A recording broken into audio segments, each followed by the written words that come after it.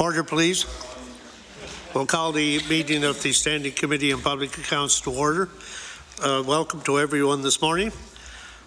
And just a couple of items. Anybody that has any cell phones, please place them on silent or vibrate. So we'll begin by asking the committee members to introduce themselves, starting with Ms. LeBlanc. Good morning. I'm Susan LeBlanc, the MLA for Dartmouth North. Good morning. I'm Claudia Chender, MLA for Dartmouth South. Good morning and welcome. Tim Hallman, MLA for Dartmouth East. Good morning. MLA Suzanne Lonis-Croft, Lunenburg, and Vice Chair. Good morning. I'm Margaret Miller. I'm the MLA for Hants East. Hi, I'm Ben Jessam. I represent Hammonds Plains, Lucasville. Good morning, everyone. Brendan McGuire, Halifax Atlantic. Good morning. Hugh McKay, Chester St. Margaret's. Thank you. And we also have representatives from the Office of the Attorney General, the Clerk's Office, and Ledge Council in attendance as well. On today's agenda, we have officials from the Department of Transportation and Infrastructure Renewal and Nova Scotia Lands with us to discuss the QEII New General Project, Chapter 2 of the December 2019 report of the Auditor General. So we'll begin again by asking the witnesses to introduce themselves. Hi, I'm Paula Bond. I'm Vice President of Central Zone Operations, Nova Scotia Health Authority, and Vice President for Clinical Infrastructure. Hi, I'm David Kirkpatrick. I'm the Chief of Surgery for the Central Zone. I'm also Clinical Lead for the New Generation Project. Good morning. I'm John O'Connor, Vice President of Infrastructure for the Infrastructure Health Care Projects Division of Nova Scotia Lands. Hi, good morning. I'm Gary Porter. I'm the Senior Director of Procurement and Finance with Nova Scotia Lands. Good morning. Michele Peveril, TIR Nova Scotia Lands, Director of Policy and Governance. Good morning. Steve MacIsaac, President and CEO for Nova Scotia Lands. It's the button. I got it. Paula LaFleche, Deputy Minister of Transportation and Infrastructure Renewal. Great, thank you very much. So we'll ask the witnesses to make their opening remarks. I don't know who's, okay. Good morning, Mr. Chair and members of the committee. On behalf of myself and Deputy Minister LaFleche, thank you for inviting us to speak to you and answer your questions about the QEII New Generation Project, as well as recommendations raised by the Auditor General in his recent report. I and my team welcome this opportunity to discuss the important work the project team is doing to reshape how healthcare is delivered in Nova Scotia. My name is John O'Connor, and I have a few more comments here about introductions, and I'll skip through them quickly because we already had introductions. I am the Vice President of Infrastructure for the Healthcare Infrastructure Projects Division and the lead for the QEII New Generation Project for the provincial government. Starting my far end, already introduced, is Paula Bond. Paula is also co-chair of the QEII New Generation Project. Next to me, Dr. Kirkpatrick. Dr. Kirkpatrick can speak to the public health benefits of this work that we are doing. His role at the Health Authority included being a key advisor throughout the planning for this project for many years. Gary Porter, who's sitting to my right, job is to lead the procurement and implementation of the P3 components of the project. Any questions around the P3 components, Gary is able to address. Deputy Minister Paula LaFleche is at the end. Steve MacIsaac introduced himself as President and CEO of Nova Scotia Lands. Nova Scotia Lands is a provincial crown corporation under TIR, and recently a new division has been created within Nova Scotia Lands to oversee and manage the delivery of the QEII New Generation Project and the Cape Breton redevelopment projects. Michele Peveril is a Senior Director of Corporate Governance and Policy with TIR in Nova Scotia Lands, and she's been with us for a few months, and she's also been helping out with the work that we've been doing with the Auditor General's office. Mr. Chair, the redevelopment of the QEII Health Sciences Centre represents the largest infrastructure project ever undertaken in the province. It is the once-in-a-generation opportunity that will help government to meet the growing healthcare needs of Nova Scotians. From the beginning, the QE2 project has been driven by public and healthcare user needs, along with input from hundreds of clinical and non-clinical staff, including more than 40 specialty teams. We wanted to ensure that everything from operating room designs to the location of hospital services is aligned with future patient and healthcare provider needs. As the committee knows, the project includes the expansion at the Halifax Infirmary site, which is the heart of the redevelopment. That work at the Halifax Infirmary site will include the construction of a new inpatient centre, which will house hospital inpatient beds, ORs, ICUs.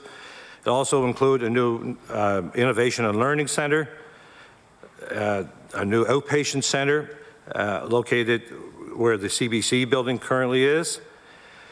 Other parts of the QE2 project include a new outpatient centre at Bayers Lake, expansions at the Dartmouth General, renovations at the Hants Community Hospital, a new hospice in Halifax, renovations at the Halifax Infirmary, including some that are currently underway on the 3rd and 5th floors to create new interventional suites and a new hybrid OR, first of its kind in Nova Scotia. Today, we're here to speak about the Halifax Infirmary expansion and Bayers Lake projects primarily as reviewed by the Auditor General. Mr. Chair, we are committed to the success of this project. The success starts with the members of our team. As a lead person for the QE2 project, I want to assure you that we have a large team of qualified, competent professionals.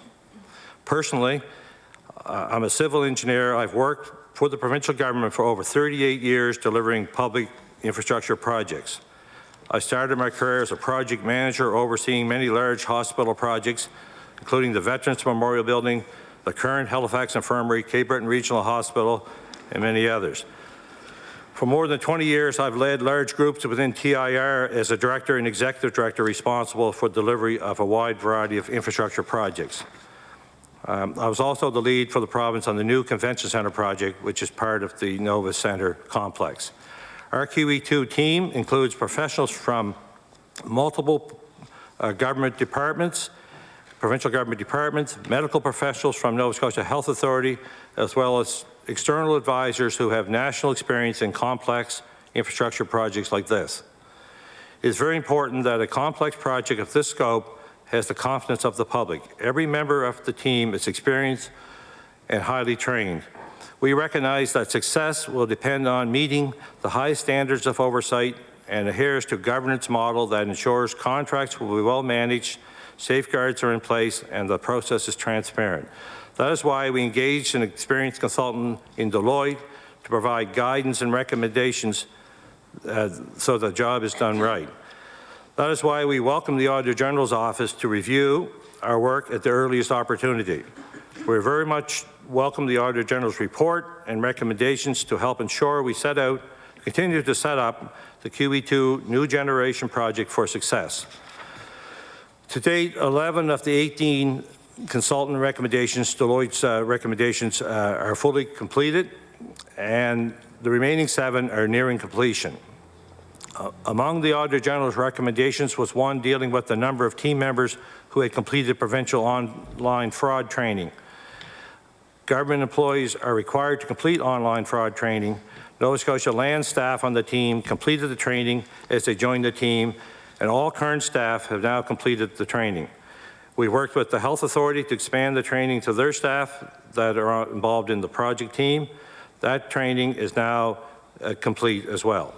Additionally, the development of a fraud management program specific to the project is in progress. Through our internal audit group, we have begun the process of fraud audits with an outside consultant. Work that is underway now will examine fraud risk measures that are in place and recommend any additional project-specific fraud risks and mitigation measures. Initial work will be complete in the spring of 2020, and this work will remain ongoing to ensure it stays up to date as the project progresses. I want Nova Scotians to understand that government takes fraud seriously. The actions we take to protect the public interest and taxpayer dollars are extensive, and well established within government and within TIR. As with any government project, small or large, fraud prevention policies and internal controls are in place to protect the public. Through the P3 procurement process, there are a number of additional rigorous measures in place to mitigate the risk of fraud. An example is that a fairness monitor has been incorporated throughout the process to ensure that all interactions between the project team and the bidders are done fairly. Gary Porter, sitting next to me, can elaborate on these if you wish, if you have any questions as we go along. Each member of the team also adheres to a professional code of conduct and a code of ethics. The project also has internal controls which include requirements to follow procurement and contract management guidelines. Our project team is almost fully staffed. At the time of the Auditor General's report, it was stated that 41 of the positions associated with P3 projects were filled. Now we have 47 of the 49 filled. The final 2 positions will be hired as the project progresses. In fairness, we do not want to hire and bring on people to the project before they're needed. So some recommendations that are in the Deloitte report will be continue on over time as the project progresses. We'll add additional resources as required. In closing, let me state that I am proud of our team and the hard work and progress they have made. It is an exciting project for our province that will have significant benefits for all Nova Scotians. The many projects within the QE2 redevelopment are all progressing well. We acknowledge that there are areas where we can do better, including improving the way we document our progress. I want to thank the Auditor General and his staff for his recommendations, and we look forward to his further recommendations in the spring 2020 report. Thank you. My colleagues and I look forward to your questions. Okay, thank you so much. With first one thing, with 7 people sitting around here, I'll take the direction from Mr. O'Connor as to who will be answering the questions and might make things flow easier. So we'll go with the first round of questioning, 20 minutes to each caucus, and we'll begin with the PC caucus. Mr. Hum. Thank you, Mr. Chair. Good morning, everyone. Mr. O'Connor, thank you for your opening remarks. 2 things stand out in my mind from your opening remarks. The first is how you mentioned the importance that we need to emphasize public and healthcare user needs. And also you indicated it's critical that there is confidence on the part of the public with respect to this redevelopment. A redevelopment that we all acknowledge is the largest capital investment in the history of our province. So that being said, my question is for the Deputy Minister LaFleche. There's a lot of secrecy going on around the redevelopment. Is TIR prepared to make the entire QE2 plan public? Mr. LaFleche. Well, sorry, I got to get that button thing down every time I come here. Well, I'll defer that back to John O'Connor. John's been involved in the communications and can explain what was out in the public. Mr. O'Connor.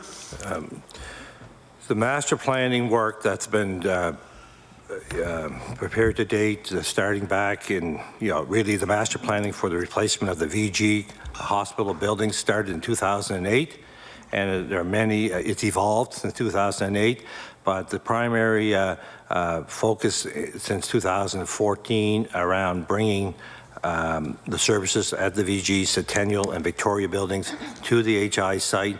That started in around late 2015, 2016. All of those master plans are on the website of the QE2 redevelopment website. I don't have the website address, but people do, and we can provide that. We have been open with all of the planning work to date. We have another version of the plan to put up soon.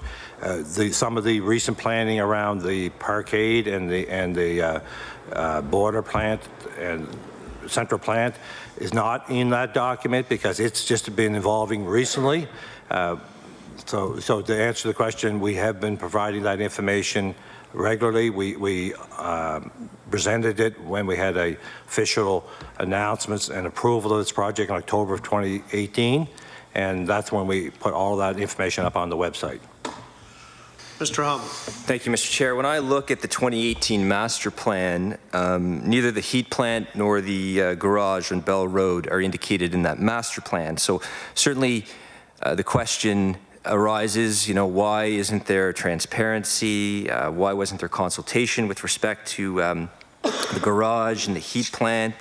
It seems like there was a lack of public engagement. So I'll ask the question again, is the Department of Transportation and Infrastructure Renewal prepared to make the entire QE2 plan public? And as it evolves, will you make those plans public as well?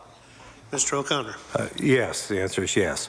And the reason those pieces of the master plan aren't there yet, they only have been created in the last few months, and we've been working very closely with the groups that we have to work with, including HRM. So we needed some property from HRM to make this parkade work. So we've been working directly with HRM staff, senior staff at HRM, for several months now, very openly, talking about the plans that we have. The evolution of that parkade came about once we decided that cancer care services would also be moved from the VG to the Halifax Infirmary site.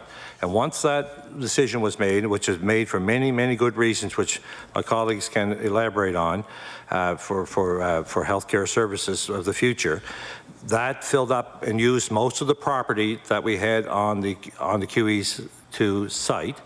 And then we started looking at, well, how are we going to deal with the parking during the construction period? There's about 800 parking spaces that will be taken out of commission during the construction period. So that's been a challenge that we've been addressing for the last number of months and looking at solutions. We're meeting with HRM on that as well, looking at options they may have for space in the area, proximity to the hospital. So it's been work that's been developed over the last several months to find a location for those facilities that we couldn't fit them on the QE2 site itself.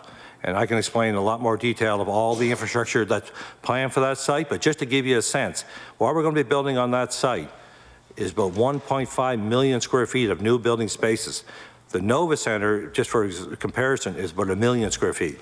So we're building large buildings on this site with lots of underground parking, and it's going to be a very, very full site. And those two spaces, the parkade, we could not build it on the site. It'd be in the way to build all these new buildings. So we had to go somewhere else. And the somewhere else that we're focused on now is across Summer Street next to the museum. Mr. Hum. When will the entire QE2 plan be made public? What's the timeline? Mr. O'Connor. I think the latest version of the master plan will go up probably in the next week or two. It's just a cleanup of, and it'll add, these components will be there. The version that is up does show the border plan, does show the border plan. There are a number of versions up there. It takes a while to work through them. There are thousands of pages. It's very difficult to anybody work their way through them. The border plan is shown. What's not shown is this parkade, because I say we're creating that solution in the last while. And yes, they'll be up within a couple of weeks. And I think we did send out information yesterday showing the location of the parkade. We're willing to share that. The tender was put out yesterday as well. It has the information in that tender around the parkade. Mr. Location. No doubt TIR and Nova Scotia Lands are fully aware at this point the level of frustration of some members of the public. No doubt you're aware of the frustration of municipal leaders here in HRM. To your point, Mr. O'Connor, that certainly we want to achieve the confidence of the public, but it appears that the manner in which you're putting out information regarding the largest capital project in the history of our province is causing a lot of frustration for folks throughout the province. So I'm curious, what plans exist for TIR or Nova Scotia Lands to facilitate more public consultation? Because on some key areas, you've missed that target. Mr. O'Connor. We feel that all the way through from for the last 5 years, we've been keeping the public up to date on our plans to move services from the VG to the Halifax Infirmary site. We purchased this QEII High School back in 2000 and whatever, 10 or something along that line. And that was, we made clear known that at that time that was for expansion of the Halifax Infirmary site. We bought that from Halifax Regional Municipality for those purposes. We also had the opportunity to buy the CBC building, and we did in 2017. Again, that allowed us more property, able to make the decision to look at bringing cancer care to that site as well, which would not have been able to be done without the purchase of the CBC building. So we have been keeping the public informed on all of those decisions, and we made public communications and announcements as those things happened along the way. We work, as far as the parkade goes, we as a civil servant, we took the approach where we working with the senior people at the HRM as we were doing this. We met with them many times. There were no secrets there. We showed them our plans, showed them different options, and we feel that as our role is to work through that channel. We didn't feel to go out to public meetings ourselves. If they wanted us to attend public meetings, we'd be more than happy to attend public meetings to explain what we're doing. Mr. Hall. So am I correct in saying then you'll be explaining to the public regarding the heat plant? I'm curious when the government was going to tell the public about the new heat plant, because this has just been revealed in the last few days to the surprise of a great many. Mr. O'Connor. The heating plant, the central plant we call it, includes more than heating. It's a power plant too. It has all the generators for the site. So it's a combined plant that's going to feed all the new buildings. So for heating, cooling, chillers, power, generators, the whole business. And given that we're moving through with a P3 model, this will be a standalone plant that'll be built as part of the P3, managed by the P3 proponent as far as being responsible for the operation and maintenance of that plant, as well as the new buildings. And that plant is shown on the master plans that are up on the website that we put up in October 2018. The fine-tuning of that central plant we've been working on lately, as we've been fine-tuning exactly what's going in it, shaping it up, starting to evolve the design just like we are with the buildings. And all of that is leading toward a product we're going to produce to put out with the RFP for the P3 procurement of all of these facilities in March, April of 2020. We're going to issue the RFP. All that detail then will go out to those bidders, and they will be preparing their bids over the next year to design and build and maintain all of that new infrastructure, including the central plant. Mr. Hama. Will this heating plant, will that also provide incineration for medical waste? Mr. O'Connor. No, it will not, no. Mr. Hallman. Thank you, Mr. Chair. And you had mentioned the tender. My understanding is bidders have until March 5th. What are the specifics of that tender? How do you score applications? Mr. O'Connor. I assume you're referring to the parkade tender? Yes. Yeah. That tender that were put out yesterday is a design build tender. So we prepared parameters that are in the tender call around what's the size, some of the technical parameters around what we expect the design builder to produce. The design builders now will do work on it themselves during the open period, the bid period, and then they'll send in proposals. Those proposals will be scored, and I don't know firsthand exactly what the weighting is of the scoring, but we'll be scoring their design and their submission that way, as well as their pricing. And it's likely all laid out in the tender documents, and we make a decision, and then they have to advance the design even further and build that building as part of a lump sum price. Mr. Hallman. On that, obviously the point of the parkade, if you require more space to build the parking, has TIR considered higher buildings with parking in them on Roby, where Queen Elizabeth High School used to be. Mr. O'Connor. Yeah. So what I was trying to sort of refer to earlier is that on the QE2 site, which includes that property that you're referring to along Roby Street, so all of that site is being filled up with these new buildings. So we have 3 major new buildings and a link building called the Research and Innovation Building. But these new buildings, up in that area where the gardens was, the urban farm, that's where the new cancer building is going. The cancer building is a large building. Again, I didn't. Be nice to have some models and pictures to show you, but it's a large building.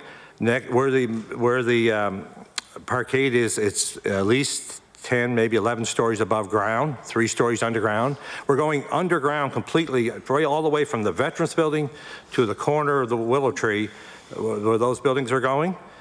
Under those buildings will be complete 3 levels of parkade under them. So we're maximizing as much parking under the buildings as we can. Under the ambulatory building down next to, it's going on where the CBC is. So the site is pretty well completely filled up. There's a small area between them that we're going to have some surface parking as well, not very many, 25 or 35 vehicles. But other than that, the sites are filled up with buildings. And to go deeper underground, we're already at 3 levels under. We're in bedrock on that site. We're in high water table. There's streams that ran through that site over time. And even when we built the infirmary, which is not as deep as we're going now, there's huge pumps underneath the infirmary pumping water out regularly. There's a lot of high water table, and we're in pyritic slate. So the pyritic slate can't be disposed of just anywhere. So it's very, very costly to go deeper. And we're already going very high. The ambulatory building is 13 stories above ground. And the infirmary is 8. So they're quite large. Mr. Holman. Thank you, Mr. Chair. As you know, there's indications from the Halifax Wanderers and the Bengal Lancers. They're very concerned about the impacts this proposed garage will have on their operations. Again, Mr. O'Connor, as you indicated, it's about earning the confidence of the public, and that can only be achieved working collaboratively with organizations and groups. Is the government willing to make changes if and when these impacts fully come to light to these organizations? Mr. O'Connor. Yes, we are willing to work with our neighbors, and we always have been in that area as we're doing the planning. The good news is that we were able to get the rest of the land we needed from the QEII High School and the CBC, and that allowed us to work within those boundaries without affecting any neighboring properties. But as far as dealing with the parkade and the water plant, we're working through HRM. Yes, we're more than willing to meet with any of the organizations, including the Bengal Lancers. Our Deputy Minister has been very focused on us doing that, and we would like to do that, but we have been working through HRM, which we thought was the proper channels for us to work through. We don't have a direct connection with the Bengal Lancers ourselves, so we've taken that approach to work through HRM. But if they wish for us to meet with the Bengal Lancers, we're more than willing to do that. We're trying to respect their operation, their paddock. We may have to shift their paddock around a bit, but our current plan is to make it as big as the current paddock is. We created that paddock a number of years ago when we built Citadel High School. It was across the street where Citadel High is. The province helped out, gave land back then to help create that paddock where it is today. So we value the Bengal Lancers. We have no reason to be pushing their spaces away from them. We're just trying to twist it or turn it a bit so they can have the same space they have today, and we can fit the parkade in as well. Mr. Hum. Obviously, those groups aren't feeling valued. They're not feeling as though they've been consulted, and for all intents and purposes, from what I've read through reputable news outlets, is that they haven't been consulted. And again, Mr. O'Connor, and to the department, if you want to earn the confidence of the public, these things need to happen. So let me ask this. If the municipality does not sell the land, will the province be expropriating the land? Mr. O'Connor. Well, that won't be my decision. So I think I have committed to government that I've informed government about our plans. They've approved our plans to move forward this parkade. They are aware that we're working with the HRM on this land purchase. We're asking HRM for a license to allow us to start building on that property. If we do not get approval from HRM Council, then I will report back to government, and then government will make a decision. Mr. Hallman, with less than 2 minutes left. And Mr. O'Connor, who would you report back to government? Within government, who would make the decision to expropriate the land if it came to that? Mr. O'Connor. My understanding is it's a decision of cabinet. Mr. Hallman. I'm curious why you've issued a tender for a parkade, for land where the transaction between the province and the municipality, it hasn't occurred yet. It seems like you're putting the cart ahead of the horse. Could you clarify for Nova Scotians why a tender's gone out, but there's been no transaction between the province and the municipality? Could you clarify that, please, Mr. O'Connor? Mr. O'Connor. I can clarify the discussions we've been having with HRM. So we have made it very clear to HRM months and months ago of what we are considering for plans in that area. We have a number asked to them, which we were very open with to describe to them what we'd be asking for.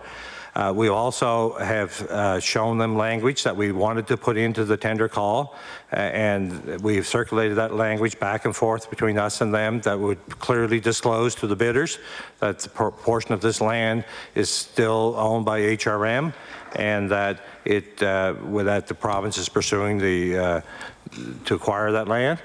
So we've been clear on that. As far as the timing goes, we have to get a location for 800 vehicles before we take down the parkade on Roby Street. If we don't get this parkade built, we can't take down the other parkade. If we don't take down the other parkade, you can't build the new buildings that we're hoping to start construction on in the spring, summer of 21. So that's the timing. We only have a year and a bit to find a solution for 800 vehicles for 5 years during construction. Okay, the time for the PC caucus in the first round has expired. We'll go now to the NDP caucus. 20 minutes, Ms. LeBlanc. Thank you, Mr. Chair, and thank you very much for being here, everyone. I'm going to just start by saying, as I always try to do, that I'm excited about a new hospital being built. So I'm just putting that out there. It's exciting. It's going to be great. That being said, I just want to pick up on a couple of things, Mr. O'Connor, you said in your opening remarks, which my colleague has also addressed a little bit, that, in a project of this scope and size and importance to the public has to have the confidence of the public.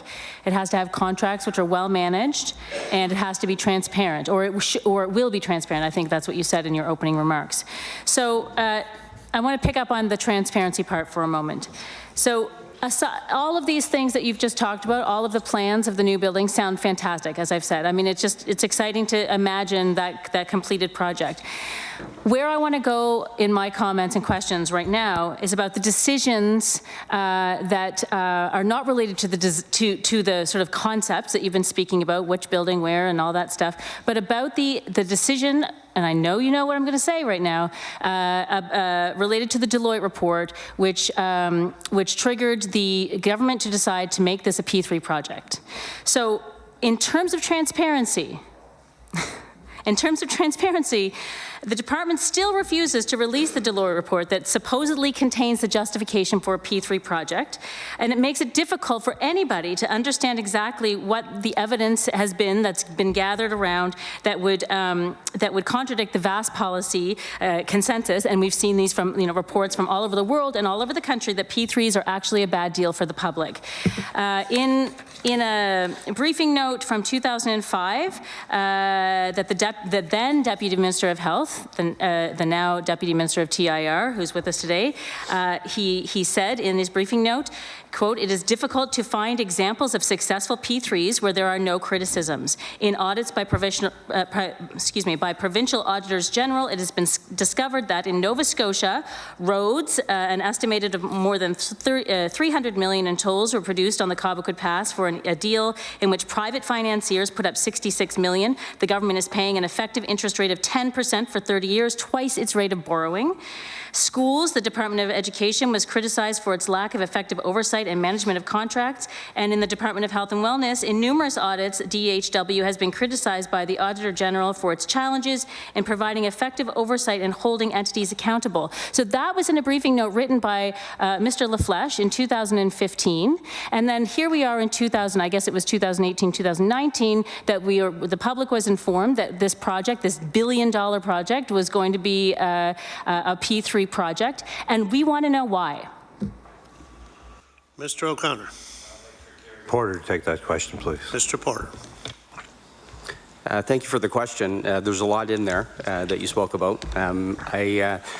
Perhaps I'll start with the process we went through and how we arrived at a recommendation to pursue P3 and some of the elements that led to that. So we hired Deloitte in July 2017, and the scope of work at that time was for Deloitte to conduct a number of pieces of work for us, ultimately leading to the preparation of the business case.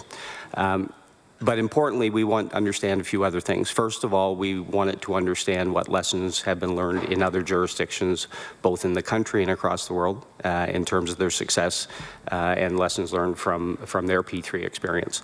So we called that the objectivity analysis. So they focused a lot on Auditor General findings from previous P3s, results that were obtained through the procurement exercises in those. And just for a comparative purposes, I think if we look at Ontario alone in healthcare, I think they've, over the last 15 years, have done over 50 P3 procurement processes, and they would say it's to their success, or that they were successful. So that was one piece. The second piece was we needed to really understand what our capabilities had to be in order to undertake a projects of the size that they are. And that was really agnostic to the procurement model. So we looked at that both, we asked Deloitte to look at that from the lens of the size of the projects themselves, but also, inform us on what differences we would have to build capabilities in a P3 context as well as a traditional model, just given the size and order of magnitude. The third piece of work was what was called master planning alignment. So when we do our design work, and in a traditional design process, we take that right to the end in terms of 100% design detail. In a P3, you take it so far, and you describe your requirements both in a narrative and in a schematic form, and then the market actually takes that design and improves upon it if they can. And so we needed to understand how we needed to meet those requirements if we went to market with a P3. And lastly, the business case itself. So the business case was developed through both a qualitative assessment, and the qualitative assessment portion was to narrow down what exact P3 models we were going to compare to our traditional approach. And from there, it led to a quantitative analysis. So comparing how we would perform in a traditional approach to a P3 approach. So there was a few items that were important to note through that process. We also needed to understand whether the market had interest in these projects in a P3 sense. So there was a lot of consultation with constructors, with financiers, with facility management firms to see what their level of interest was if we move forward with these projects. So all of that work together led to a recommendation to proceed with a P3 model.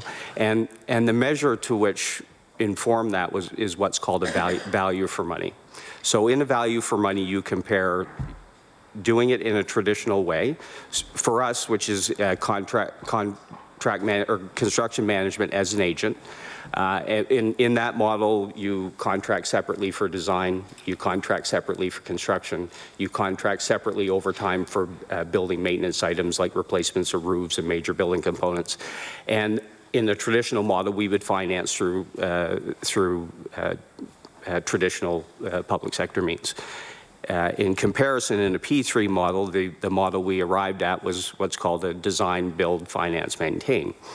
And in that model, we're contracting for all of those pieces together in one contract. So when comparing the two, and we did this importantly with evidence. So when we looked at our current practice, we examined over 30 projects that we would have done in the past and measured our success on project schedule completion, measured our success on being on budget, measured our success in terms of the facilities that we have in place today and what state of repair those facilities are as a means to compare to transferring that risk to a public sector partner. And in the analysis, in the conclusion that in comparing the two models, there is a positive value for money in proceeding with a P3. Ms. LeBlanc. Thank you for that detailed answer. So then the question is, if it's all there on paper, why can we not see the report? We want to see the report. Can you table the report for us today? Mr. Porter. Gary, take that, please. This question was asked last year, I think February 28th, same sitting, that the business case itself includes some important information about the costing around the project. And that's not information that we want to put out into the market because we feel it will interfere with the competitive bidding process that will take place during the procurement itself. So we're not going to release information on the costing when we want to maximize competition from the bidders on the project to achieve better than those results. Mr. Porter. I can say there is a point in time where it will be important for us to release those. And that information will update our value for money after the costs are locked in from the procurement process as well as the financing rates are fixed. And so that's after financial close. And then we'll publish a comparison between our business case and what we actually achieved through the procurement exercise. Ms. LeBlanc. Look, I don't want to know about the business case numbers. We just want to know the value for money comparison. I think it seems to me frankly ludicrous that you will, boldly publish this report and with updated numbers after contracts, after RFP's been put out and presumably contracts are signed. I just feel like with this amount of money and the published risks and the understood risks of P3 projects, I don't want to beat a dead horse here because clearly you're not going to change your mind based on little old my question here. But it just seems amazing to me that the public of Nova Scotia does not understand or not get a full picture of where its money is going in such a huge project. So I also will just flag that Deloitte, who you engaged for this study, Deloitte is a firm that is known for working on P3 projects and promoting P3 projects for public infrastructure. So in these recommendations, I'll just put it out there, presumably there could be a low bar. It's not as though the recommendations came unsolicited from a group that was skeptical about the efficiency or cost effectiveness of P3 contracts. They came from the same group of people who advised you to pursue the P3 deal. So any sort of comment on that? Mr. Porter. I'm sorry, can you narrow the question down? Ms. LeBlanc. Presumably, Deloitte is a company and an organization that has worked on many P3 projects that is a booster of P3 projects. So to get advice and to ask Deloitte to do the analysis of whether or not the project should be a traditional project or a P3 project from Deloitte, it seems a bit maybe not the most objective look at that study, at that choice. So I'm wondering if you can comment on how how that is okay. Mr. Porter. Sure. I mean, there's a few things that give us comfort with the work that Deloitte has done. Number one, as I mentioned, the comparative analysis was based on empirical data, so it's real information on our track record around our traditional approach, as compared to a P3 model. The other thing we did, just to perform some additional due diligence, we formed a relationship with Infrastructure Ontario early on in the process, Infrastructure Ontario is the organization that leads all P3 processes on behalf of the province of Ontario. The Deloitte methodology closely followed methodology that they use. It also closely follows methodology that's outlined by PPP Canada. Combined with the methodology and the fact that we based the work on empirical evidence that allowed us to accurately compare the two models, gave us comfort that it was an unbiased, objective approach. Ms. LeBlanc. Thank you, Mr. Chair. I just want to change tack a little bit and go back to the Auditor General's report. In Mr. O'Connor's opening comments, you did talk about some of the work that's been done around the fraud risk, which was one of basically a good chunk of the concerns of the Auditor General with this project. So I'm wondering if you could just give us a little more detail on what's happened. So when we heard from the Auditor General in December, at that time, only 11% of all TIR staff had completed the fraud risk training. I'd love to know, in terms of the full department, what percentage you're at now, or it is at now. And I'd also like if you could just expand on exactly what is happening in terms of fraud risk mitigation, who's in place, what is the work going on, and in particular with projects of these scale. For instance, when we're looking at, especially when we're looking at a P3 model where the money is going to be managed, and the project in general is going to be managed by somebody else, how the department is going to make sure that fraud is significantly managed. Mr. O'Connor.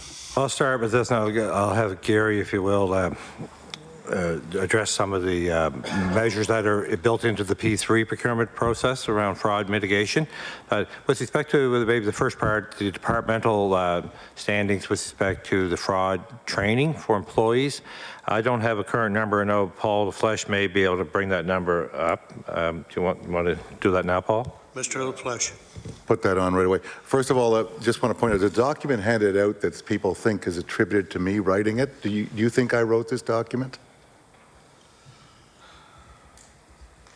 I think it was presented and just passed out for Okay, I don't know anything purposes. about the document. I don't know, I don't think I wrote it. I think that's the Deputy Minister, a past Deputy Minister of Health wrote it. Could that be? Does anybody know? Well, I just want to clarify that I didn't write the document because people are saying I wrote it. Okay, again, this is just the information that was presented. Okay, so we'll just. So on the fraud training, there's currently somewhere in the low 60s and getting updates daily. The major factor that impacts, that's the QEII number, as John O'Connor earlier indicated, it's 100% for the health division of Nova Scotia land. The major factor that impacted our numbers. Mr. Chair's mic's not on. Yeah, Mr. LaFleche, your mic is not on. Thank you. Oh, okay. I should have noticed that. I'm sorry. Okay. Well, I was saying, I think the health division, as John O'Connor indicated earlier, is at 100% in terms of fraud training. And TIR is in the low 60s, and it's going up every day. The major thing that impacted our number and why it showed at 11% before the when the Auditor General did his report is that the winter operators don't get in until the first week of December, as many of the MLAs would know. And the percentage is all about a numerator and a denominator, which means how many you have trained versus how many you have on staff. We have about 1,800 people on the QP staff listed, including backup spares, et cetera, et cetera. A lot of those people, it wouldn't be judicious use of taxpayers' money to have called them in the summer and trained them. And also, it became apparent that the method of training, which was based for an office environment, was not adequate for some of our seasonal operators. So we worked hard with internal audit, and they developed a different training option for winter operators. And I'm happy to say that 900 winter operators were trained in the first week of December when they come to work normally. And that caused a big discrepancy in our early number because the seasonality of the employment and the type of training, the manner in which it was provided, were not really amenable to getting these people trained in the summer. So it was just a temporary phase gap. Those people were not on staff anyway at the time. So we are what would be now around the government average in terms of TIR and climbing every day. Okay, thank you. Mr. O'Connor. Okay, just Ms. LeBlanc. Thank you for that explanation. I just want to clarify. So that means, what basically chalking it up to winter operators, does that mean that, and I'm asking this honestly, but that 89% of the employees and the staff in the Department of Transportation and Infrastructure Renewal are seasonal operators? Or seasonal workers? Mr. LaFleche. Oh, sorry, I got to get off that button thing. No, it's when I transferred the Ag College, I remember years ago to Dalhousie, we thought we were transferring 250 employees and we ended up transferring 550 because at the end of the day, they counted things like someone who does 2 hours of residence coordination every week. So we've got a lot of backup spare operators, and they were in the denominator of that number. They may not even get called in once in a whole winter. One of them is a former minister of Transportation and Public Works. So all of those people stack the denominator of the number, and they're not really probably relevant to the training. So that's why the number looks so big artificially. Okay, before we move on, we lost a minute on non-related topics, so I'm going to give the NDP an extra minute for their, okay? Mr. O'Connor. So I want to just start off with a general comment about fraud risk and fraud mitigation measures. So this project, as you might gather from all of our discussions, started quite a few years ago, and many contracts have already been in place, for Dartmouth General, for design, for construction. I think we have 40, 50 contracts at Dartmouth General, for example. And the reason I'm mentioning that is that it was in TIR. TIR is set up for infrastructure projects. We have a lot of measures within the processes embedded in TIR for paying bills, for approving change orders, approving progress bills, the actual setting up of vendors on SAP, the tendering policy, so on. So when we started off delivering parts of the QE2 project, we treated them in TIR like the way we treat all projects in TIR. We didn't set out and say, okay, these are completely different, and therefore we need to do something completely different with respect to checking to fraud risk and fraud risk mitigation measures. So that's how we sort of started the process with the QE2 contracting. When we get to the P3 procurements, we knew it was different. The TIR does not have well-embedded processes for P3 procurement. So that's when we focused then on that particular procurement, brought on advisors, brought on using the help of Infrastructure Ontario, using their templates, embedded a lot of processes in the P3 procurement that are specially focused around the P3 procurement. And Gary is able to expand on that if you wish. Yeah. Okay. The time for the NDP Caucus has expired. You got even a little bit more than that minute. So we'll go now 20 minutes to the Liberal Caucus. Mr. Jessup. Thank you, Mr. Chair. And obviously today we have an opportunity to focus on an important subject, and I've been sitting here for, I guess, 40 minutes now, and with the exception to probably about 5 minutes, I don't believe we've done anything except from stray from today's topic. In fact, we have the opportunity to receive phase 2 of the Auditor General's audit related to P3 models and services in these facilities. That's all we've spoken about, with the exception to, and I appreciate the honourable member for the NDP bringing us back to the topic at hand. Today we're here to talk about what went into establishing the governance structure for this project and the process whereby we selected the consultants. So I appreciate the consideration that was given to give the honourable member additional time for straying off topic, but respectfully, and we've received briefings from the Auditor General. We've been pretty clear on what the topic at hand was for today, and I don't believe that we've focused on that. So I'm going to make an effort to bring us back here.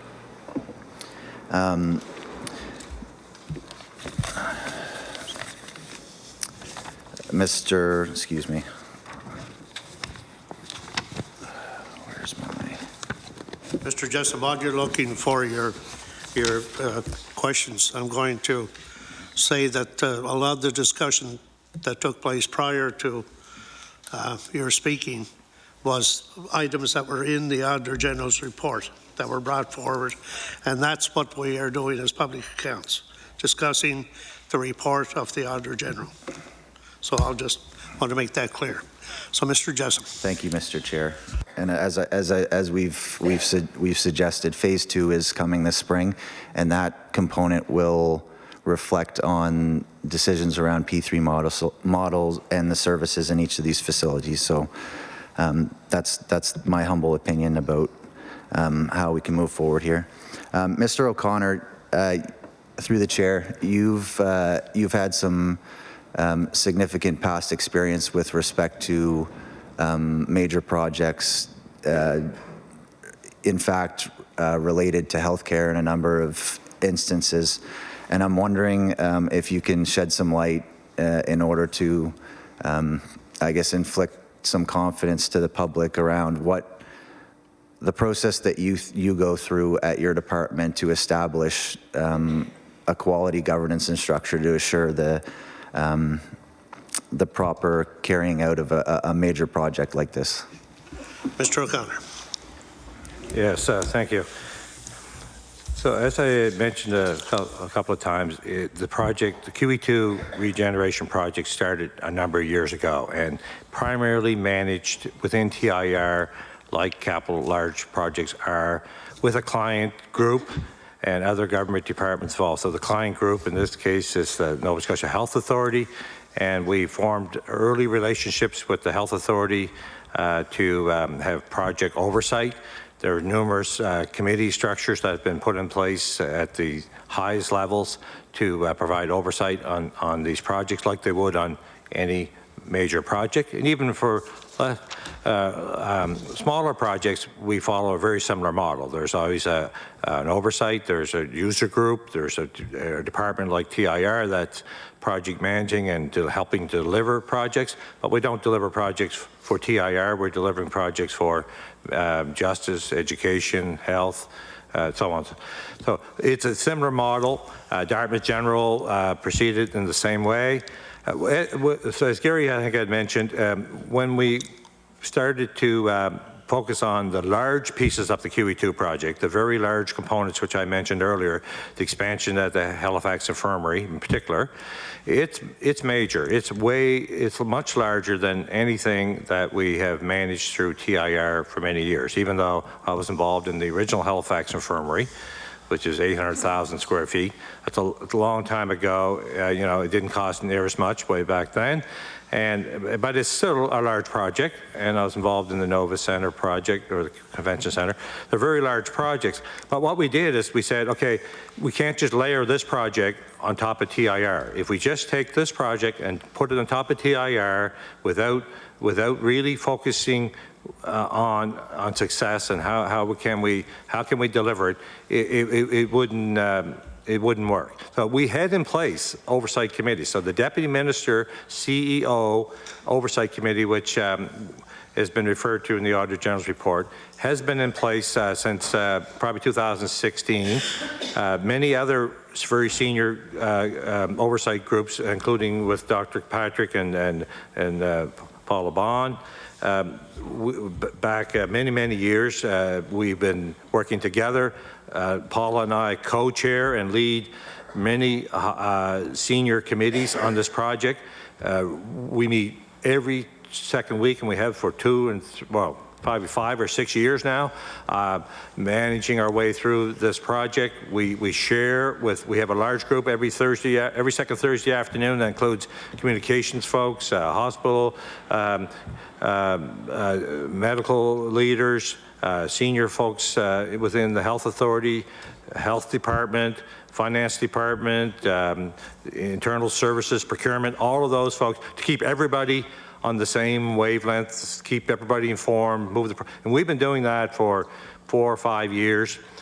We had, like I say, many committee structures in place. When the Auditor General, well, first of all, we had Deloitte then examine all of that.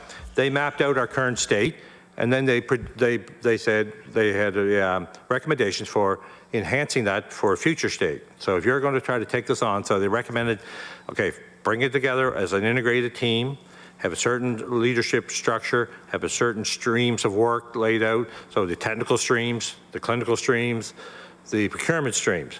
We did that. We've been following that, so we've been moving through, progressing in that manner. We created the organization under the division under Crown Corporation, Nova Scotia Lands, which is a Crown off TIR, and to focus particularly on these projects. Didn't change for me. My focus is still on these projects. When I was at TIR, when I was at Nova Scotia Lands, it gives us the ability to bring people together. We brought over, I don't know, I forget how many, 70 or 80 people under one roof in the Centennial Building on Granville Street, and to try to really build the integrated team, to improve on the collaboration and consultation amongst all the team members. So, and even with the Deputy Minister, CEO Oversight Committee, which we call our Executive Oversight Committee, Paula and I report to that committee every month, and we have been for since 2016. So there's lots of communication that's happening back and forth, oversight. So we feel we have good structure in place. We've been adding resources since the project was approved by government and announced in October of 18. We've added about 37 people to the organization, which is no easy feat when you're looking for specialized people. A lot of recruitment activity. That's some with the health authority and some with the technical end, some with the procurement streams. And we have a group now that's approximately 90 people. That includes the Cape Breton projects as well, some of the Cape Breton projects. So, and we have some more folks that we need to add as well as we move into contract management. So once we enter into a contract, which will be this spring for Bayers Lake, we're preparing now to manage that contract. We have built RACIS charts to identify all the roles and responsibilities of the proponent and on our side, and we're identifying who's going to provide all of those roles, how we're going to do it, resourcing up for it. So we are planning, just like we would in TIR or anywhere else, other than it's focused and specialized for these projects, which gives us the ability to really dedicate those resources appropriately and give the project the focus it really needs, because it is so large and the long duration. Mr. Jessup. Through the chair, thank you, Mr. O'Connor. It would be clear to me that there's continuous considerable and appropriate due diligence that has been implemented over the last several years on this project in particular. So I appreciate you sharing a little bit more about your experience with respect to that. And I guess on the subject of the human resources that will be responsible for some of this project, the AG's report reflected on a number of positions being vacant at the time of the audit. Through the chair, Mr. O'Connor, you've indicated that I believe all but 2 of these 49 positions have been hired. You had also indicated that they may not, some of the positions that have been hired successively may not have been required at the beginning of the project, and some of the resources required later are not being hired because you don't want to get people started before they're required. So I'm wondering if you can share with the committee today, I guess, an example of some of the upfront staff and responsibilities that would be required, and perhaps some examples of those folks that are left, those positions that are left vacant to be hired at a future date. Mr. O'Connor. Thank you. So up to about October 2018, when the larger portions of I keep referring to as the larger portions of the QE2 project, because the QE2 project has been underway for a number of years prior to that. So the main focuses during the years of like 2016 and 17 and 18, a lot of the resources that we had and the health authority were focused on the master planning work with our, and of course, what I failed to mention earlier is that together with the resources that we have brought on expert resources from the private sector. So the Kasian group, who led the master planning work for us, and a team of specialized consultants under Kasian worked through with us on the master planning, which took that period of 2 years or two and a half years. A lot of our resources were involved in all those meetings and all of the work to create the master planning work.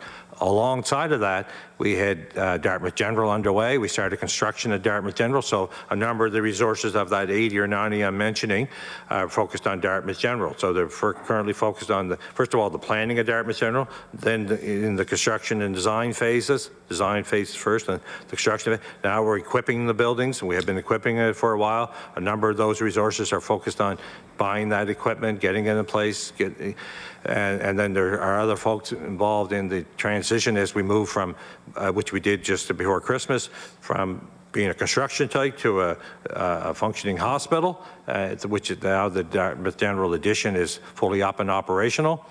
And so there are people involved in those transition and managing that. So a lot of the resources will shift around. So as Paula and I and others will work through with our senior leadership that we have on the project to look at redeploying resources as projects like Dartmouth General wind down, and there's less planning and less work in design and design reviews. Those same people will provide those design reviews for the P3 projects, and they'll also help us with. They're also working right now on the planning work that's going into the RFP document that we're going to be putting out in March, April of 2020.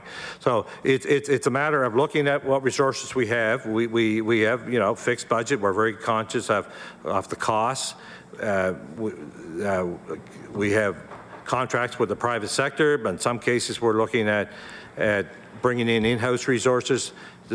Spend a little less on private sector resources, so we're looking at places where we can do that as opposed to contracting out. So we're trying to strike those balances just like we would through government operations overall, just like we do at TIR regularly. We outsource an enormous amount of work, design and construction, and Gary mentioned maintenance as well.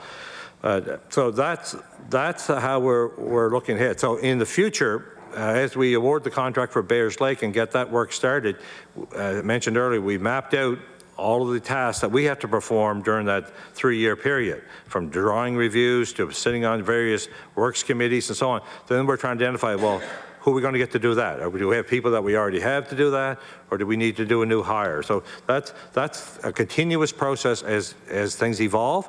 And then we're also looking ahead to steady state. We're saying when these contracts get finished, we reach substantial completion, there's 30 years of contract management. We're focused on that as well. We don't have all that figured out yet. We don't know exactly how that's all going to happen, but it's on our radar. It's on the Deputy Minister's CEO Oversight Committee's radar. We know it's very important based on the P3 schools and other P3 projects that the 30-year contract management cannot be, overlooked. It's really important to get those decisions made and in place. And we have a little time yet, but so we are thinking ahead. We're looking at resources, and that's the way we've been managing. But it's a team of people that are doing that. The senior leadership team. We meet every Wednesday. Well, shortly when I leave here, every Wednesday we meet as a senior team on this project. Ms. Miller. All right, thank you, and thank you so much for being here. This has been great, hearing all this information. I want to address a couple of things. I know the PCs have talked a lot about secrecy, as if there's, something going on that government's trying to hide in this project, and certainly, I think you've shown, everything is on the website. You've made a commitment to continued transparency, and it doesn't even seem like a fair question because you've put everything on the line and told us what you plan to do in the future. So I really appreciate that. I know you must find that questioning quite frustrating, and I just want to tell you how proud I am as a government that this is coming forward now, and the project that we're going to see real concrete action, as we already have seen in the province already. And also, I want to tell you how much faith we do have in your management skills, your team's management skills. I think you've been proving beyond a doubt that this is going to be a project that's going to move forward, that's been sitting on the back burner through many governments, and now is coming forward. And I just want to let you know how much we do appreciate that, and Nova Scotians will certainly appreciate that as well. So as for that, I did want to ask about the Cancer Centre being moved, and you mentioned that you could elaborate on that a little bit more as to why that has been moved. Mr. O'Connor. Pass that one over to Paula or Dr. Patrick, whoever would prefer to take it. Dr. Kirkpatrick. So the original plan had the Cancer Centre remaining at the Dixon site, at the VG site in the Dixon building, and a number of presentations were made after the original plan was made to leave it there by the leaders of cancer care in Nova Scotia, and they made a very compelling case that there were some patient safety risks associated with leaving those services in a different site.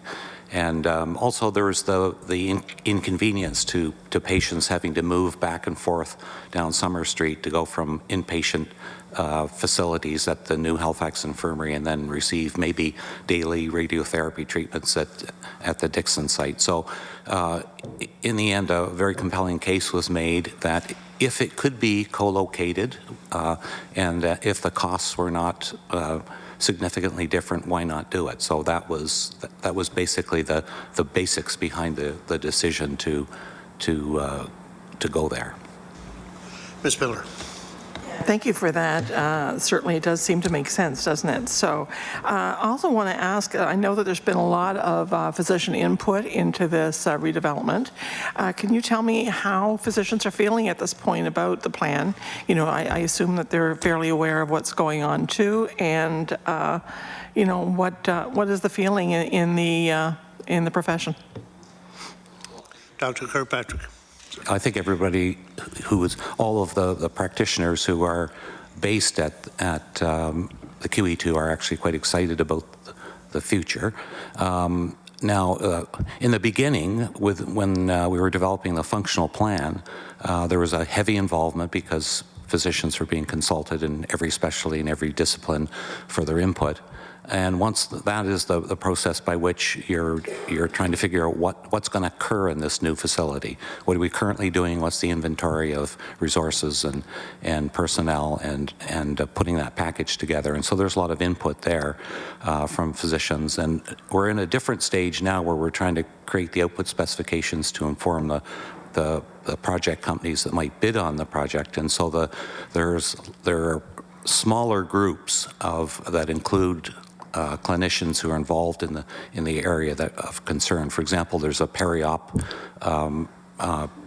project committee that's informing the output specifications, and it includes clinician surgeons who will work in the finished facility, who are working in conjunction with OR managers and other people who are involved in operative administration, who are involved in that process. So now, from the average rank and file individual who's not involved in these committees, they need to be updated on a regular basis. And so, for example, in my department, which is 100 surgeons, our Executive Medical Director, Alex Mitchell, gave a presentation just 2 weeks ago to update everybody on where we are in the project, and it was well appreciated. So he's doing that. He's going around making presentations to various clinical groups to inform them as where we are now. Ms. Miller, with 1 minute left. 4 minutes? Okay. 1 minute. Oh, 1 minute. Okay. So the P3, we're talking about the P3s and Truro hospitals. The Auditor General has been talking about that. Is that why the Auditor General was brought in, is because Truro was so mismanaged by the NDP? Mr. O'Connor. This particular work by the Auditor General, we spoke with the Auditor General's office, and we welcomed them to come in early on the QE2 project. Given that it's such a large project, large expenditure, again, we wanted to make sure we examined, how we've set ourselves up, examined the governance, examined how we're achieving on the recommendations that Deloitte brought forward.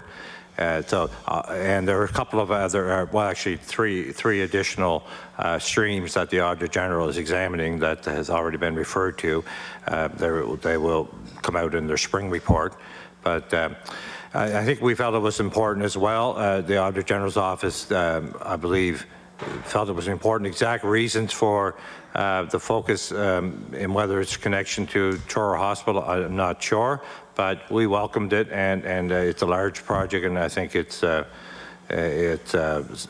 will benefit us overall. Some of the measures that we are focused on now around the fraud risk assessment audit, that came about by our back and forth, our consultation with the Auditor General's office. We spent almost a year working together as we gave them documents and gave them information on what we're doing and where we're at with things, and their observations they shared openly with us. We built a good relationship during that time to try to identify where we could make improvements, where we had some issues so that maybe we should address around, like, say, fraud audits, and so we welcome their input, and we will be moving ahead in those areas and making improvements.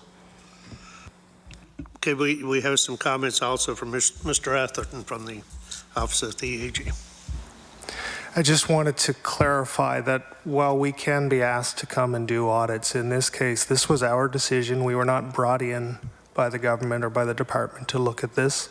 It was our office elected to do this, and I just want to clarify that. Thank you. Okay, thank you. The time for the Liberal questioning is up. So we'll go with the second round, and it's just going to be 6 minutes for each caucus. So we'll begin with Mr. Hallman. Thank you, Mr. Chair. Just when you think you have all the answers, I change the questions. You know why? Because we live in a free and fair democratic society. The topic before public accounts today is the QE2 rebuild. And I can ask whatever question I want on the QE2 rebuild. And to suggest that certain types of questions are inappropriate is a certain height of arrogance that I think is completely unacceptable to the democratic system in Nova Scotia and Canada. It is a foundation of democracy to be able to ask tough questions. We get better public policy by asking tough questions. So I caution my Liberal colleagues Be careful the path you go down with that attitude. This committee is meant to ask the tough questions. Mr. O'Connor, when did TIR provide a site plan and a detailed request for the land you wish to purchase from HRM? Mr. O'Connor. You said when will we provide it? When did you provide a site plan and a detailed request for the land Mr. you wish to purchase from HRM? Okay. Officially, we wrote a letter, I think January 6th. Prior to that, we had a letter before Christmas responding to questions. We had numerous meetings leading up to that, numerous meetings where they asked us for information. For example, there's an MOU that's in place between HRM and what's originally with Capital Health. We were aware of that MOU right from the very beginning of our planning. Kazian, our planning team, were well aware of the MOU. We met with HRM many times over the planning phases to talk about the MOU. They wanted us to file a document before Christmas there to identify clause by clause how we've addressed the MOU in preparation for them to go to council with a full package of information about our request. So we've been talking to them about our request. The formal letter, and we were doing an appraisal. We did appraisals as well in the fall on the land, and then we had the formal letter. I think that our property group at TIR sent was January something, early January. The letter that either Deputy LaFleche or myself signed, I can't remember who signed it, in December, where we responded back on the MOU, and in that letter we also were asking them formally that we would want a license so that we could deal with the actual land acquisition later. We'd get a license, we'd let the design build tender go out, we'd fine tune the actual property so we don't buy any more land or take any more land than we need. We were willing to give them back some land too to help extend the paddock. So we have additional lands that the province owns in behind the museum. So all in all, we were trying to then massage the amount of land that really is needed and buy no more than we need to buy, take no more than we need to take to build the garage. We also have a strip of land along Bell Road that the HRM want as well to widen out, make bike paths and walkways along Bell Road. We're accommodating that. That was part of what was in the MOU. So that land as well would be part of the mix about what we buy and what we give each other. So we thought we'd better settle that once all the finer details are settled. We start off with a license. Mr. Hallman, with less than 2 minutes. In my time as an MLA, I've come to respect HRM staff. I see them as competent. I find it hard to believe that they would miss the mark on the parkade. So it begs the question, what approach within TIR has led to such obvious miscommunications and lack of meaningful public consultation and engagement on this issue of the parkade? It's a reflective question. Mr. O'Connor. I can't really speak to what may happen and how HRM briefed beyond our meetings with them. We work at senior levels. I work as a senior person in the provincial government. We're working with our counterparts. We share information. They've asked us for information. We provide information. We've been meeting with them quite regularly. I did offer, we have offered through HRM staff to brief councillors if requested, and we'd be willing to do that, and we're still willing to do that. Again, as a civil servant, my approach has been to work with the senior folks at HRM. Deputy LaFleche and I have met with them ourselves a number of times in the fall, just to talk about what we're thinking, what we're planning. We talked about the MOU, we talked about the lands, we talked about our options, we talked about trying to buy St. Pat's. We met with them a number of times. That was one of our options, to see if we could get the former St. Pat's site. That was not available for us. So we were looking at options, trying to find a solution. and we were very open. At least we thought we were open. Okay, thank you. The time for the PC Caucus has expired. The NDP Caucus is next. Ms. Chandler. Thank you. Since we are talking about the parkade, which I suggest is very germane to this project because it is, in my estimation, a carrot for a P3 proponent and is part of the overall build and how the build is managed. Who will profit from the fees collected by the parkade? Mr. O'Connor. This parkade that we're speaking about today is not part of the P3 procurement. It's a design bill tender that we're putting out. The parkade will be owned by the province. The parkade will be operated the same way as the parkade is currently on Robie Street, with Partners for Care at this time, unless a decision is made differently in the future. But there's no third-party operator on the parkade.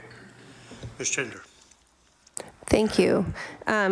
We were told in the release yesterday that there was a parking study conducted, so we've been talking about the transparency. Will that be made public? And I ask because the criticisms of this parkade are many. They stem from very meaningful local criticisms from the neighbors, specifically the Bengal Lancers, but also the Wanderers. You suggested it wasn't your place to negotiate with them. You had been in conversation with HRM staff. My understanding is that those staff were bound by an NDA and were not, in fact, able to discuss that with anyone else. So as a result, those folks have been not consulted at all until that came out yesterday. That's my understanding. Will you release the parking study? Mr. O'Connor. We have released a parking study. It is on the website. It has been there with all the versions of the master planning. It's incorporated in the master plan, a whole volume on traffic and all the traffic analysis that's been done. It also includes all the parking analysis work that's been done by the BA group, which was a sub to Kasian. That's in the master planning work. Nothing is hidden in those numbers. The total demand for parking at the HI site projected by the parking studies, which were arrived at from a number of different ways, which parking projections are created around from usages and visits and so on. Those numbers are there. It's 2,700 spaces. We currently have plans for 1,000 spaces underground under these new buildings. There's about 500 some spaces remaining in the veterans in the Abbey Lane. So this 800 will make 2,300. We're still going to be short. 400. We're planning to keep those at the VG for now until we can find some other solutions. So we're trying to deal with the parking demand of the future. And again, I mentioned earlier, it's that 800 spaces we're going to take out of commission for 5 years. Where do they go? Where do they go? They have to go somewhere. Ms. Chandler. Thank you. With respect, you mentioned that the building was going high on Robie Street, but based on what I've heard, it's not going to max out the height allowance under the center plan. So while I'm sure it would be complex, I struggle to understand that with a lot of work acknowledged, that those spaces couldn't be accommodated on the site. And also, as for the main argument I've heard, which is temporary parking, to expropriate, which is likely to happen, a large piece of common land, which is enjoyed by the public for temporary parking while we build the hospital, just does not seem like a sufficient argument to me. As you mentioned, there are other options. But I have a question. My final question is to the deputy, and that is, as we heard, ultimately, if this land needs to be expropriated, that will be the decision of Executive Council, I think, is what we heard, certainly on your recommendation, Deputy. And so would you be prepared to recommend the expropriation of a large piece of HRM land that's currently enjoyed for recreation purposes, for the purposes of parking that that we think could be accommodated on the site. Now, I ask that knowing I'll never know the real answer because it will be redacted if I FOI it, but I'm going to ask you now, and I'm interested in your opinion. Mr. LaFleche, if you can answer that in 1 minute, please. The lady behind me here on the wall that actually makes all of the decisions, and the good-looking guy with her. No, I don't know that we're looking to expropriate any large piece of land and currently enjoyed by the public. I think we're looking at expropriating a small piece of land, and we're not actually looking at expropriating it. We're having a conversation with HRM, and expropriation was only raised by some of the members opposite. We haven't raised that at all. Expropriation is something we don't like to do. We rarely do it. We've done it for some twinned highway projects. We rarely do it for buildings. I don't know if we've ever done it. So that's not where we usually go. We do have a meeting, and we have several meetings, as Mr. O'Connor referred to, with HRM. And we have one coming up where they're interested, and this is the staff. Again, the staff and the councillors are a different thing. Okay, what the councillors get from the staff, I don't know. But with the staff, we've been having good conversations, and they are very amenable to working with us on a parking solution. As for the Bengal Lancers, we have various options there, and we'll be working with them to ensure that they have a ring. In fact, they came to us originally worried about several things. They would like to expand, and we'd like to help them with that. And also, they would like to ensure that there is no noise and construction that would affect the riding during the times of construction of the parkade and other things. So we'll be working with them on that. So I think we're having good relations with both the staff at HRM and the groups we will be affecting. So expropriation is something that was raised across the table. I don't know that we're anywhere near that, and I haven't written any secret documents on it that you need to FOIPOP yet. Okay, thank you. The time for the NDP Caucus questioning has expired. With the final 6 minutes, we'll go to the Liberal Caucus. Mr. Michele. Thank you, Chair. Mr. O'Connor, I'd like to echo my colleague, Mrs. Miller's comments that our government's very proud of the work being done by the people at TIR at bringing this program to fruition. As has been mentioned, it's been quite a number of years in planning, and to see it move forward now is very, very refreshing. And I think it's regretful that that some of the colleagues here, my indignant conservative colleague and perhaps some others, are putting political promotion here ahead of delivery of health care to Nova Scotians. We want to get this project moving forward. We're not, as the Deputy has mentioned, looking at expropriations here. We're trying to work with all levels of government to move this project forward as quickly as we possibly can in a responsible manner. And I think that your comments today have demonstrated that this is a very, very fiscally, financially well-managed project. Since there has been this discussion on the parkade from the, I'd say more so from the other colleagues here, just want to clarify a few things then. So, Mr. O'Connor, I understand that it's a small parcel of land that is being looked at for purchase from HRM. Is that correct? Mr. O'Connor. We consider it a small parcel of land. Primarily, it's going to be built on the paved parking lot. That's the south side of the museum. The current planning has been, with HRM, has been to try to respect their interests as well as getting into their maintenance facility.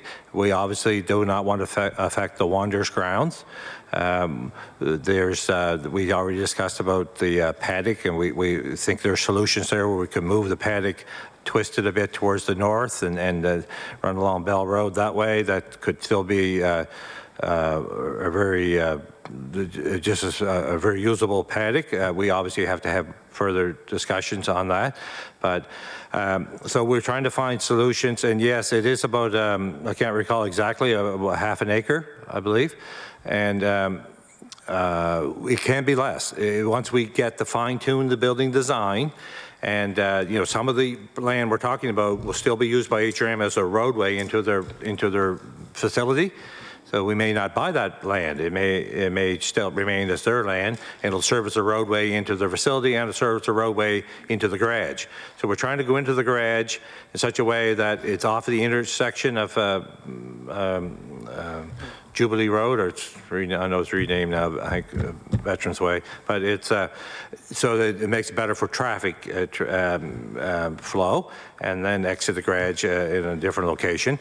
So that's what we're working on together, to try to some of the engineering principles about, you know, traffic and access to their property, trying to respect the Bengal Lancers, trying to keep the pathways. We have a pathway, a nice walkway planned between the parkade and the museum, trying to keep some buffer away from the museum. We can pull it over tighter to the museum maybe. We can look at some more options, but we're trying to keep that space there and a pathway through for folks to pass through that property. So that's the current thinking, and then we're arriving at those solutions, we think, together to benefit all. And again, it's like everything in planning, there's no one perfect solution, and it's an evolution. And I think we've arrived at a good solution. And as I mentioned earlier, we do have to deal with the parking, or we're going to be putting 800 cars out on the street. And that's not a good thing. Mr. McKay, 1 minute left. Okay, thank you, Chair. Yes, and the Wanderers grounds is a multi-use facility, of course. It's not just the Halifax Wanderers, but it sounds, it's very refreshing to know that TIR is working with the municipality in order to enhance rather than detract from the usage of the Wanderers grounds.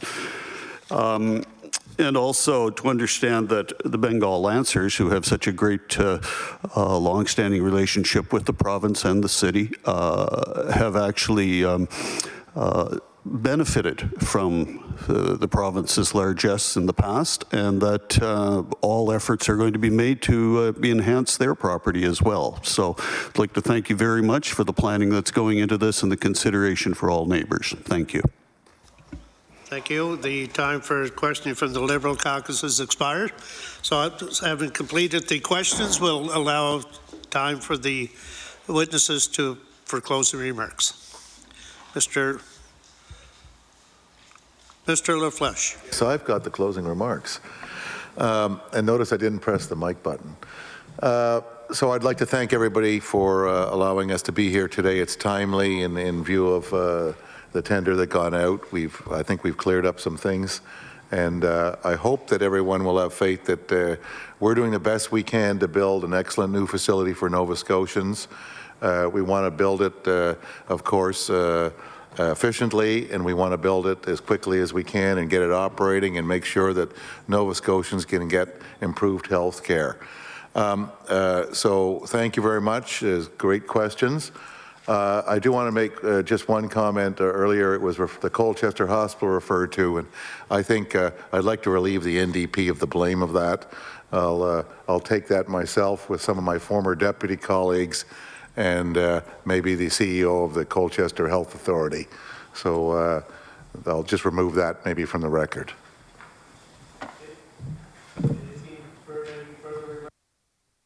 Committee? No? Okay. Thank you very much to our presenters this morning and to all staff that are here, and the input as well from the Auditor General's office. So we're going to move on with other committee business, and we'll try to wrap this up as quickly as possible. So I'm going to ask you, if you look under committee business, you'll see that we have numerous pieces of correspondence that have been received, one from the Department of Environment, one from Communities, Culture and Heritage, one from TIR, and one from Community Services. So everybody has that included in their package. On December 18th, the subcommittee met and reached an agreement on a record of decision provided to members, and it was necessary at that time to poll committee members, and the decision was unanimously agreed to. Okay, so that That's on today's agenda, just simply to bring it forward, okay? Just on that. There is no decision from today's subcommittee on agenda meeting. But one thing I'd like to, as chair, is stress to all committee members. There are times that we have to do polls that are out of the ordinary. Normally we'll ask for approval of a meeting or something, but sometimes we have to have an email poll that has to be unanimous by the committee. In order to keep everything confidential, I'm going to ask that all members, when they reply to an email that's received from the clerk, just reply to the clerk only, do not reply to all. I think that might eliminate any problems that might arise, but I think it'd be a good suggestion for us all to heed. It's very simple, just reply to the clerk, because actually it's the clerk that sent the email out, so reply to Kim, and I think everything will be okay. Okay? Our next meeting is February 12th. And there'll be an in-camera briefing at 8:30. And from 9 to 11 will be the Nova Scotia Health Authority, Cybersecurity and Fraud Risks, the October 2019 report of the Auditor General. Is there any further business? I didn't expect it was going to be that smooth. I thought the closing remarks would be longer. Any further business come before the meeting? Nothing else? Thank you all. We stand adjourned.